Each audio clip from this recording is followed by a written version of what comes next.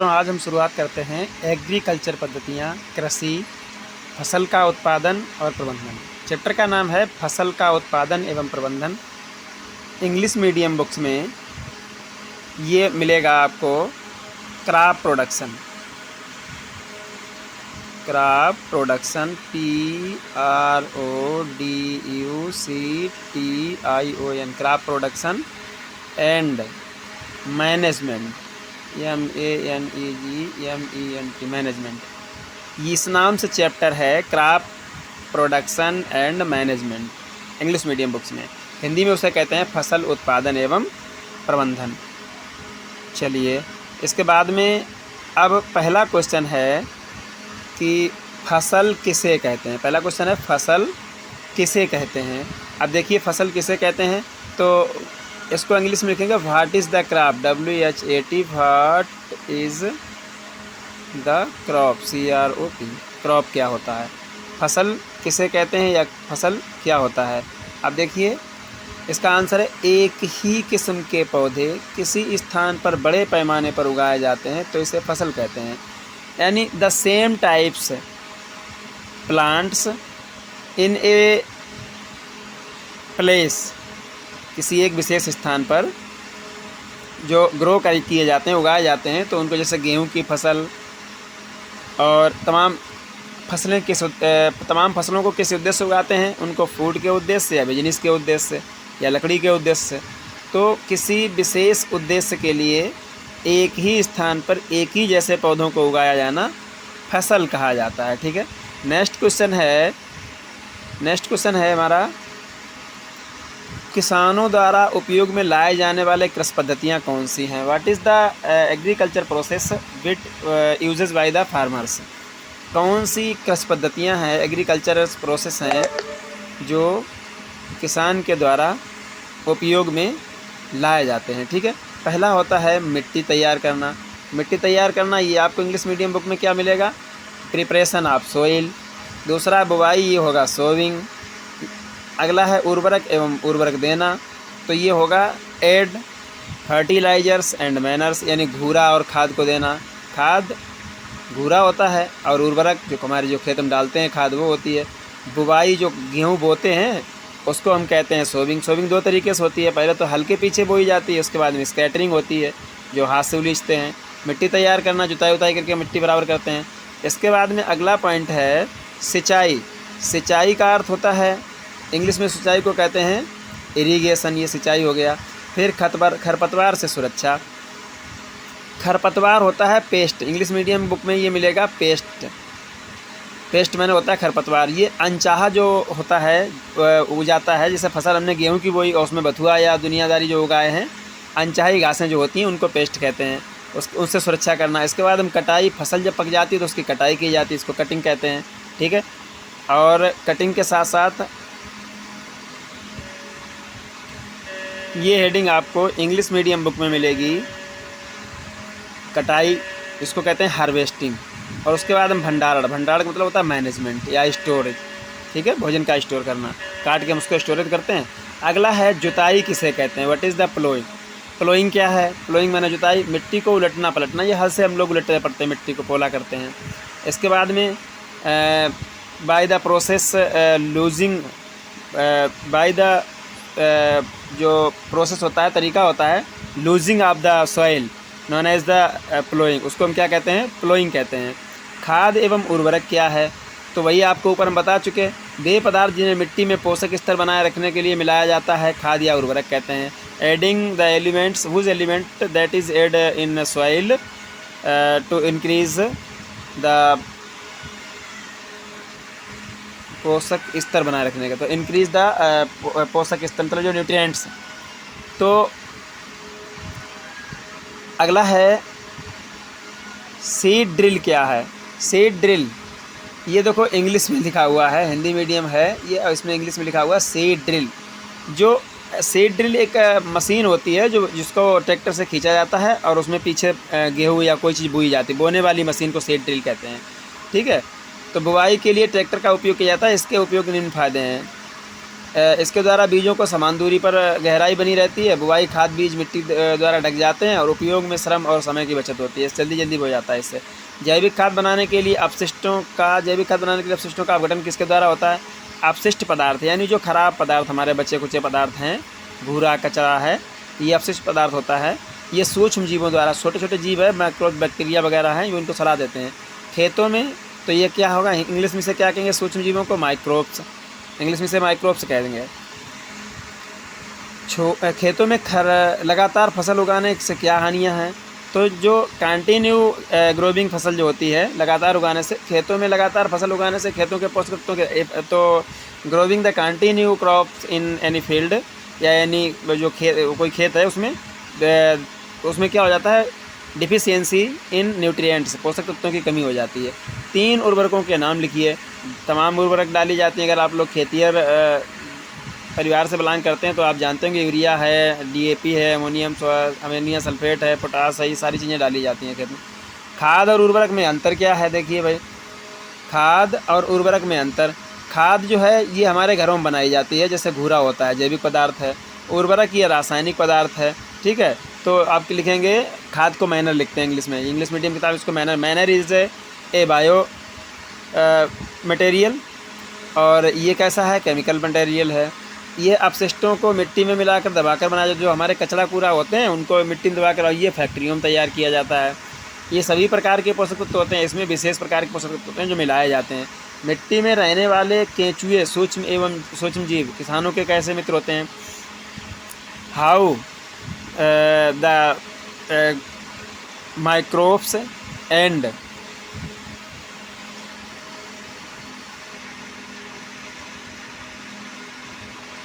इसको English medium book में कैसे करेंगे? How the earthworm and microbes are friend of farmer. इसको तो ये कैसे फार्मर के फ्रेंड हैं?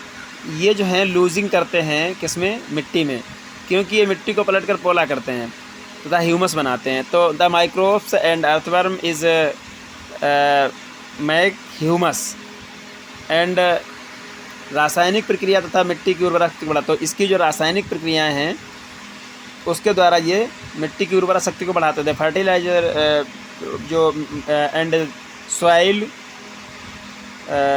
जो है उसको फर्टाइल बनाते हैं, इस तरीके से हम कह सकते हैं। और कल्टीवेटर किसे कहते हैं? कल्टीवेटर तो बताने की ज़रूरत नहीं, सबको पता है। कल्टीवेटर जो ट्रैक्टर के पीछे हल बंधा होता है। फसल चक्र क्या है? एक फसल ऐसी होती है जैसे हम बदलते रहते हैं फसल को, उसको फसल चक्र कहते हैं। एक बार हमने तिलहन दाल की फसलें बो दी तो दोबारा हम सरसों वगैरह तिलहन की फसलें बो देंगे, तो अन्न की फसलें तीसरी बार हम बो देंगे। तो ये फसल चक्र होता है। हमारे यहाँ क्या होता है, अक्सर कर लोग एक ही फसल करते हैं जिसमें ज़्यादा मुनाफा होता है, इसलिए खादें ज़्यादा लगानी पड़ती हैं, ठीक है। क्रॉप साइकिल, इसको इंग्लिश मीडियम बुक में क्या लिखा मिलेगा? फसल चक्र को क्रॉप साइकिल।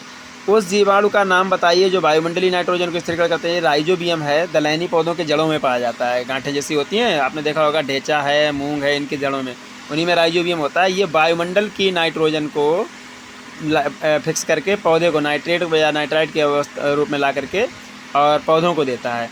नेक्स्ट क्वेश्चन है आपका, सिंचाई के पारंपरिक तरीके कौन से हैं?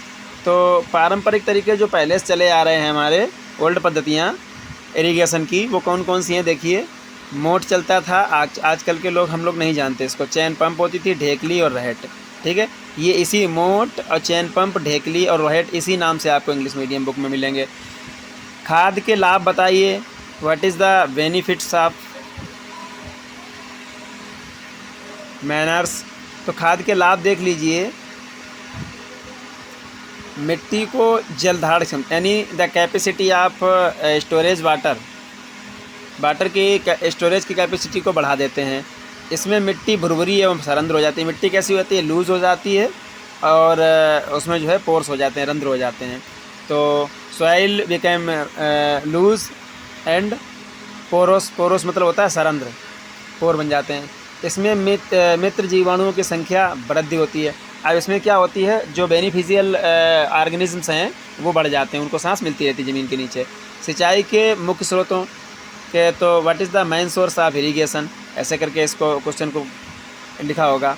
अब देखिए इरीगेशन के मेन स्रोत क्या हैं? कुएँ, तालाब, नलकूप, झील, तो ये सब आपको पता है। कुआँ हैं, नलकूप हैं, पॉन्ड्स हैं, कैनाल्स हैं, रिवर्स हैं, डैम हैं, ठीक है। ये सारी चीज़ें इसके बाद में सिंचाई के आधुनिक तरीके कौन कौन से हैं? अब आधुनिक तरीके हैं छिड़काव यंत्र, स्प्रेंज, ये स्प्रे वाला होता है, मशीन में लगे होता है, ये छिड़काव यंत्र होता है, स्प्रे जो मशीन होती है। और ड्रिप यंत्र, ये ड्रिप तंत्र होता है, ड्रिप सिस्टम। एक तो होता है स्प्रे सिस्टम, एक होता है ड्रिप सिस्टम। इंग्लिश मीडियम किताब में छिड़काव तंत्र को ड्रिप सिस्टम लिखा मिलेगा, सॉरी छिड़काव तंत्र को स्प्रे सिस्टम मिलेगा, स्प्रिंकल सिस्टम, और ये मिलेगा ड्रिप सिस्टम। तो बूंद बूंद करके टपकाते हैं, पेड़ की जड़ के पास ड्रिप जैसी बना देते, जैसे बोतल हम लोग लगाते हैं वैसे, और पेड़ की जड़ के पास ये डब चपकता रहता है, तो पानी की बर्बादी नहीं होती, पेड़ सूखता नहीं है। ये छिड़काव वाला जो फव्वारा वगैरह बन के रहता है। मिट्टी में पोषक तत्व की कमी आती है, कैसे आती है? जब हम एक ही ज़मीन पर बार बार पौधे उगाते हैं तो मिट्टी में सीधी बात पौधे उस पोषक तत्व को ले लेंगे, मैन ग्रो मैनी क्रॉप्स, और उनका टाइम्स बहुत कम होगा। ऐसी स्थिति में हम उसे क्या कहेंगे?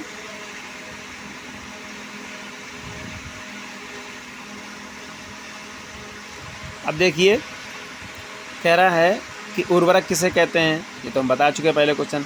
अब खरपतवार किसे कहते हैं? खरपतवार का मतलब होता है पेस्ट। पेस्ट क्या होते हैं? फसलों के पौधों के साथ कुछ अनचाहे पौधे उग जाते हैं, तो कहते हैं कि with the crop some unwanted plants grow. जो अनवांटेड प्लांट्स ग्रो करते हैं उनको हम खरपतवार कहते हैं या पेस्ट कहते हैं। अगला है क्वेश्चन, पीड़कनाशी क्या है? देखिए, पीड़कनाशी किसे कहते हैं? ये मिलेगा आपको पेस्टिसाइड के नाम से। Pesticide, what is the pesticide? फसल के जो ये अनवांटेड वो होते हैं पौधे होते हैं, उनको ख़त्म करना। फसल या फसल उत्पादों को हानि पहुंचाने वाले जीवों को मारने वाली जो रासायनिक दवाएं हैं वो पीड़कनाशी कही जाती हैं, ठीक है, पेस्टिसाइड कही जाती हैं। खरपतवारों को हम किन विधियों से नष्ट कर सकते हैं? खरपतवारों को नष्ट करने की विधियाँ है निराई द्वारा, ठीक है, जो हम खुरपी से निराते हैं, और पीड़कनाशी द्वारा यानी पेस्टिसाइड के उपयोग द्वारा। तो ये इस तरीके से हो जाते हैं। किसी खेत में एक ही फसल को बार बार उगाने से क्या हानि, अभी हम बता चुके हैं पीछे इसको। वह कौन सा जीवाणु जो मिट्टी में अत्यंत उर्वरता को बढ़ाता है? तो ये राइजोबियम नामक जीवाणु अभी बता चुके हैं, दलहनी पौधों में पाया जाता है, ठीक है। इसके बाद में हरित क्रांति मोस्ट इंपॉर्टेंट क्वेश्चन है ऑल एग्जाम्स के लिए, कंपटीटिव एग्जाम के लिए भी इंपॉर्टेंट है। क्या नाम, कहाँ चला गया भाई क्वेश्चन? हरित क्रांति से क्या लाभ है, ठीक है। हरित क्रांति, green revolution, English medium book में मिलेगा। कृषि उत्पादन में तेज़ी से वृद्धि हुई है, इसे हरित क्रांति कहते हैं। जो हमारे एग्रीकल्चरल प्रोडक्शन है उसमें जो इंक्रीजमेंट हुआ है बहुत तीव्र से, तो increment of the agriculture production known as या कॉल्ड ग्रीन रिवॉल्यूशन, उसको हम ग्रीन रिवॉल्यूशन कहते हैं। अच्छी खासी उत्पादन क्षमता बढ़ी है एकदम। अगला है हार्वेस्टर किसे कहते हैं? सॉरी, 2 पीड़कनाशियों के नाम, रसायनों के नाम लिखिए जो पेस्टिसाइड होते हैं, घास खरपतवार को खत्म कर 2,4-D सभी लोग जानते हैं, ठीक है। इसके बाद में हार्वेस्टर किसे कहते हैं? मशीन जिसमें फसलों की कटाई की जाती है उसको हार्वेस्टर कहते हैं। जो हमारे यहाँ कंबाइन वगैरह हैं ये सारी हार्वेस्टर होती हैं। अगला क्वेश्चन है थ्रेसिंग किसे कहते हैं? ये भी आपको पता होगा, कटी हुई फसल की मढ़ाई की जाती है, थ्रेसर ने ट्रैक्टर से बांध के चलाई जाती है, ये वही सब होता है ये। नेक्स्ट क्वेश्चन फिर देखिए, कंबाइन मशीन क्या? यही तो हार्वेस्टर होता है, कंबाइन मशीन, ठीक है। ये हार्वेस्टर थ्रेसर उसका दोनों का काम करता है, इसलिए कंबाइन मतलब जो कंप्लीट, जिसमें 2-3 चीज़ें जुड़ी हों, तो इसमें हार्वेस्टर भी होता है, थ्रेसर भी होते हैं। खेत में लगातार फसल उगाने से मिट्टी पर क्या प्रभाव पड़ता है? अभी हम बता चुके हैं पीछे मिट्टी पर क्या प्रभाव पड़ता है। मिट्टी में पोषक तत्वों की कमी हो जाती है। इसके बाद पीड़कनाशियों के उपयोग से होने वाले लाभ और हानियाँ बताइए। तो पीड़कनाशी की जो उपयोग करते हैं उससे लाभ तो है ही हैं कुछ, लेकिन हानियाँ क्या हैं? पहले तो लाभ देख लेते हैं। लाभ ये, पीड़कनाशियों के उपयोग से पौधे को हानि पहुंचाने वाले जीव नष्ट हो जाते हैं, ठीक है, परंतु पौधे को कोई हानि नहीं पहुंचती है, पहला ये लाभ हो गया। तो उस दूसरा लाभ है पौधे रोग मुक्त रहते हैं, फसल उत्पादन अधिक होता है। लेकिन हानियाँ क्या हैं? इनके उपयोग से लाभदायक जो कीट होते हैं, हमारे माइक्रोब्स होते हैं ज़मीन के अंदर, वो मर जाते हैं। जलीय जीवों में कुछ ऐसे पौधे धीरे धीरे इनका सांद्रण होने लगता है, जो ऐसे पौधे हैं जलीय जीवों में, और इनका सांद्रण होने लगता है क्योंकि रसायन सूक्ष्म जीवों द्वारा अपघटित होने के कारण लंबे समय तक ऐसा होता है। हम देखो ऐसे बता दें आपको अपनी भाषा में, तो आपको जल्दी समझ में आ जाएगा कि जो जलीय जीव हैं उनमें हम जब जलीय जीवों के ऊपर छिड़काव करते हैं जलीय पौधों में, तो उसमें जो ये आता है तो पानी जो होता है, पानी का सांद्रण बढ़ जाता है, और उसमें जो सूक्ष्म जीवों के द्वारा अपघटित होने वाले लंबे समय तक मिट्टी का जल आदि में बने रहते हैं, और फिर खाद्य श्रृंखला में प्रवेश करके सभी जीवों के साथ मनुष्यों के भी उसमें रोग उत्पन्न करते हैं। तो जो डालते हैं हम, ये जल के साथ साथ बने रहते हैं, जल के साथ साथ ये उस पौधे में प्रवेश कर जाते हैं जो हमारे शरीर में आते हैं, ये तो हानि हो गई। इसके बाद में जल स्रोतों में मिलकर प्रदूषण का कारण बनते हैं। कीटनाशियों का उपयोग आनुवंशिक रोग उत्पन्न करता है। अब ये जो पेस्टिसाइड, इंसेक्टिसाइड वगैरह किए जाते हैं उपयोग, इनसे बहुत नुकसान होते हैं शरीर को, काफ़ी बीमारियां फैलाने वाले हैं। खरपतवार किसे कहते हैं बता चुके हैं आपको। कीटनाशी किसे कहते हैं ये बता चुके। खरपतवारों को हम किन विधियों को नष्ट करते हैं? निराई द्वारा। ये ठीक है, डबल आ रहा है क्वेश्चन भैया, क्या बात है।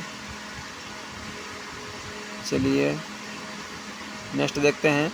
थ्रेसिंग किसे कहते हैं? Combine machine. ये डबल क्वेश्चन आ रहा है भाई। चलिए ठीक है, ये चैप्टर हो गया। अब इसमें एक चीज़ और छूटी है, इसमें नहीं मिली है, इसी चैप्टर में है, दिया नहीं है, तो देख लीजिए।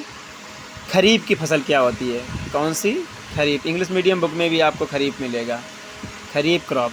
खरीफ क्रॉप क्या होती है? इन फसलों को हम जुलाई में बोते हैं और सितंबर में काट लेते हैं, सितंबर या अक्टूबर में काट लेते हैं। तो ये खरीफ की फसलें होती हैं। तो आप ऐसे लिखेंगे, the crop that is sowing in between the month of July to September या जुलाई टू अक्टूबर। तो वो फसलें कौन सी हैं? खरीफ की फसलें हैं। और जैसे मक्का है, ज्वार है, बाजरा है। इसके बाद में दूसरी फसल हमारी बची हुई है, इसकी फसल बची है रबी की फसल। रबी की फसलें कौन सी होती हैं? कौन सी? रबी। रबी की फसल, the crop that's sowing between October to March. अक्टूबर से मार्च के बीच में जो बोई जाती हैं, फसलें पैदा की जाती हैं अक्टूबर के टाइम। जैसे इस समय आलू है, गेहूँ है, जौ है, जौ है और मटर है। तो ये कैसी हैं? ये रबी की फसलें हो गई। इसके बाद हम जायद की फसलें होती हैं। जायद की फसलें मार्च अप्रैल में बोई जाती हैं, जुलाई में काट ली जाती हैं। खीरा है, ककड़ी है, तरबूज है, खरबूज है, ये जायद की फसलें हो गई। ठीक है, इसके बाद में तो इस चैप्टर से कुछ छूटा हुआ नहीं। इस तरीके से इसको तैयार कर लीजिए। मिलते हैं फिर अगले वीडियो में।